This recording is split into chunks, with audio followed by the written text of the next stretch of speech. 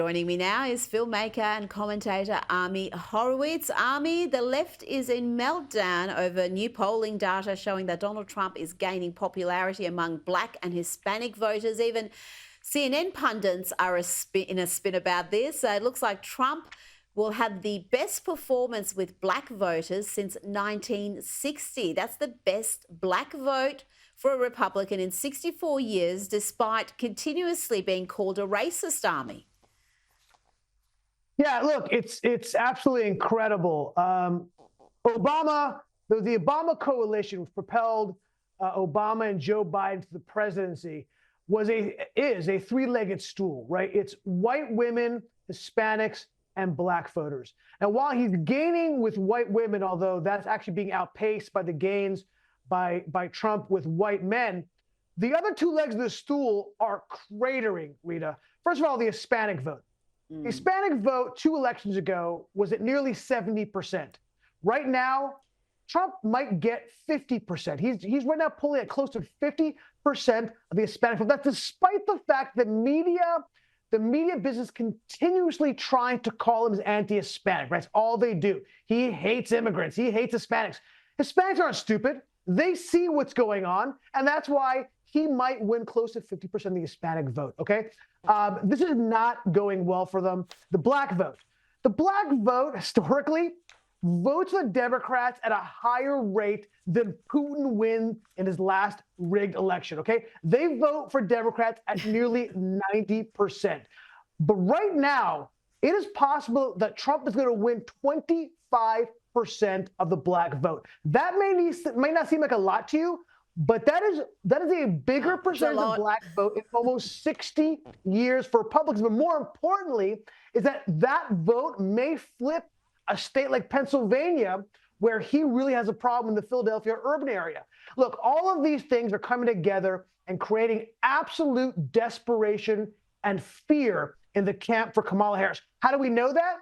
Because she's going to the Death Star. She's going on to Fox News for an interview. She is so desperate that she can't handle friendly interviews, Rita. How is she going to handle Bret Baier? And Bret Baier, by the way, is not an attack dog. Bret Baier is actually just fair, right? Fair and honest. And she's not going to be able to handle that. She can't handle the View, Rita. What is she going to do? Look, the polling is all trending away from her. You know, a couple quick stats that I think are really important. Right now in the Rust Belt, right, the 3 most important swing states, Pennsylvania, Michigan, Wisconsin. Right now, she's behind in all. He may sweep all 3 of them. And Wisconsin, which was kind of solidly in her camp, not by much, but pretty solidly, in the last 10 polls that were done, she's only up in 4 of those polls. In Pennsylvania, in the last 10 polls, she's only up in 2. And in Michigan, which is probably the most solid blue of those 3, in the last 10 polls, she's only up by 1. She's down statistically in all of those swing states. And he's probably going to win Georgia, North Carolina, Arizona, and right now Nevada is trending toward him. So look, right now it's possible, if the election were held today, he might win every one of those swing states. It is desperation time in Harris's camp. And as we know with him, he's historically polls badly. His vote is underrepresented in those polls. The end results always turns out to show that he had far more support. I remember in 2020, the margins between the last polls and what he actually achieved at the election were enormous in some states. So that, I think, would be playing on the Democrats' mind as well, just how bad are the real numbers, not just what we're seeing. And you can see why her camp is panicking and coming up with these vote-buying policies that are frankly racist. 1 million forgivable loans of up to $20,000. She's aiming this at Black men to try to get them to stick with the Democrats. She's talked about protecting cryptocurrency investments for Black men, making recreational weed legal, and certainly having Barack Obama go out there and berate Black men seemed to backfire, Ami. That did not work. In fact, I think it did far more damage than good. Now, I mean, on what planet do you think it's a good idea for anybody, I don't care if it's the first black president, to go out to the constituency you're trying to get to support you and to vote for you, and then demonize them and say you're a bunch of misogynist idiots? On what planet is that going to work? I don't understand. Now, you've been out on the ground again, speaking to voters. You were in Harlem. Here's what one young man had to say about why so many black men are leaving the Democrats. Whether it's Brooklyn, Bronx, I see a lot of people that you would never think, oh, I'm pro-Trump, let's go Trump. Like Particularly black men? Yeah, believe it or not, I'm in awe. A lot of the media, especially what we see now, CNN and, everything else, they don't really tell us the full story. They push this notion that maybe Trump is like this bad guy and stuff. And he could very well just be like a bad guy, but I'd be lying if, like, numbers don't lie. If you look back, he's done a lot, especially, in terms of employment and stuff. He's done a lot for, like us, under his administration. And Ami, as you pointed out, the issues that impact black people are the same ones that impact everybody else, whether it's crime, inflation, the illegal immigration crisis. And I think that's something that the Democrats have forgotten. The areas where they have failed America, they've also failed the black community. Look, I was out there all day. Look, I'm in Harlem quite often talking to black people, but I spent all day talking to them specifically for a video on this topic. And yes, look, they understand that they are being taken for granted. Like you hear that all the time by black people. Look, we're voting 90%. What are we doing? What are we getting for this? Like, they're not stupid. They're old enough to remember what it was like under Trump and compare it to what their life is like today under Joe Biden. And they're looking and saying, we were better off 4 years ago. Not just black people, by the way. That's the same question that every American asks themselves, and they come to the same conclusion. My life was better 4 years ago than it is today. That's a problem, and it's an endemic problem for the Democrats they cannot run away from. And this balkanization of black people to say, hey, your issues are different than everybody else's. It's so patronizing. It's so racist. It's so ignorant. What are black issues? What's a black issue? I know what a black issue is. It's crime, it's education, it's immigration, it's the economy, it's inflation. Oh, guess what? Those are also my issues. How could that be? We're all the same? Yes, we're all the same. The Democrats cannot understand that. That is why I think, look, I'm going to call it now. I think Trump's going to win this election. This thing is trending toward him. There's only 3 weeks left. I don't see this turning around anytime soon unless there's some kind of massive mistake that he makes, which is always possible. I'm calling the shot. I think Trump's going to win.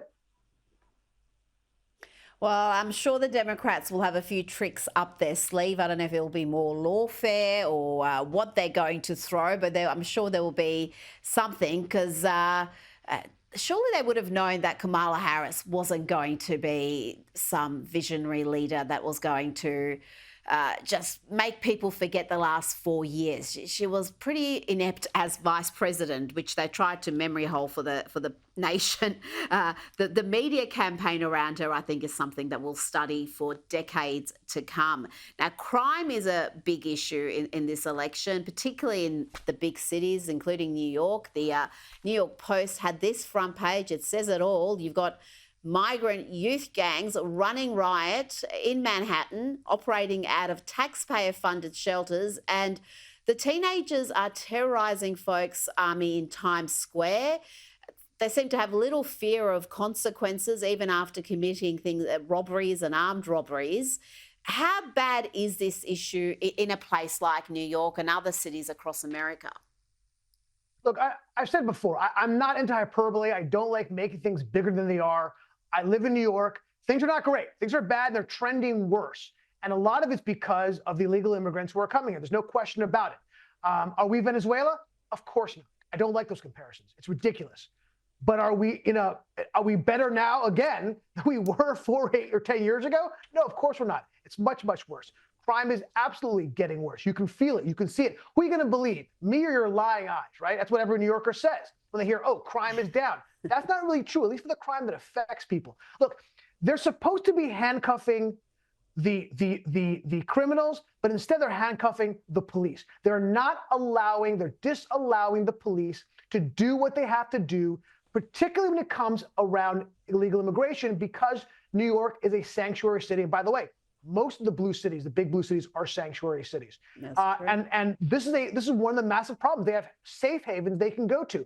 And also, there's also a significant problem about youth crime, because these people aren't stupid. They know how to game the system. And they know that if they take children and they have the children commit crimes, that the laws against them, as weak as they are against adults, they're almost non-existent when they come to minors. And minors is anything under 18. And they know that. That's why they're recruiting young people. It is child abuse. It is unbelievable. Look, not that long ago, I actually saw a man threatening a young woman late at night on a Saturday night, 12:30 in the morning, threatened to kill and rape her. And me and a guy who I didn't know saw this go on. We grabbed him. We put him under a citizen's arrest, and we held him. We called 911. First of all, it took 7 minutes for the police to get to us. 7 minutes when you're holding a man who does not want to be held down is a long time. When the cops got there, they said, what do you hold? I explained what they're doing. He was actually threatening to kill the police while we were holding him. And the police said, let him go. There's nothing we can do. They literally told me that I had to let this psychopath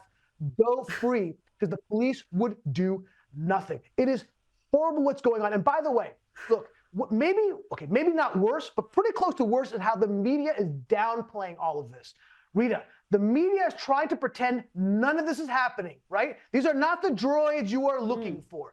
Did you watch the J.D. Vance interview with Martha Raddatz on ABC? It was unbelievable. Yes. She was a mouthpiece for the DNC. She kept saying, it's not a big deal. It's not a big deal. In Colorado, it's only, her words, a handful of apartment buildings have been taken over by gangs. And J.D. Vance, his credit, he goes, do you hear yourself? I was jumping up and down saying, thank God, J.D., you nailed it.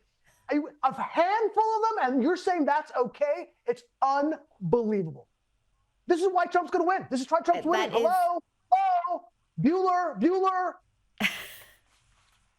That is such a great line by J.D. Vance. Do you hear yourself? It just, I think it shook Martha because it really, she literally said it's just a handful of apartment buildings. Donald Trump has been inaccurate. And Donald Trump got fact-checked in that debate with Kamala Harris when he talked about the crime rate. And they said, oh, no, the crime's less now. And when he mentioned, well, it's because some agencies aren't actually reporting, and they tried to say that wasn't accurate, and it actually was. So, crime is a big issue. Illegal immigration is a massive issue, and I think after the Kamala honeymoon has been gone, there's not much left that the Democrats are offering the American people. So I'm not surprised the polls are collapsing for her. Ami Horowitz, always a pleasure. Thank you so much for your time this evening.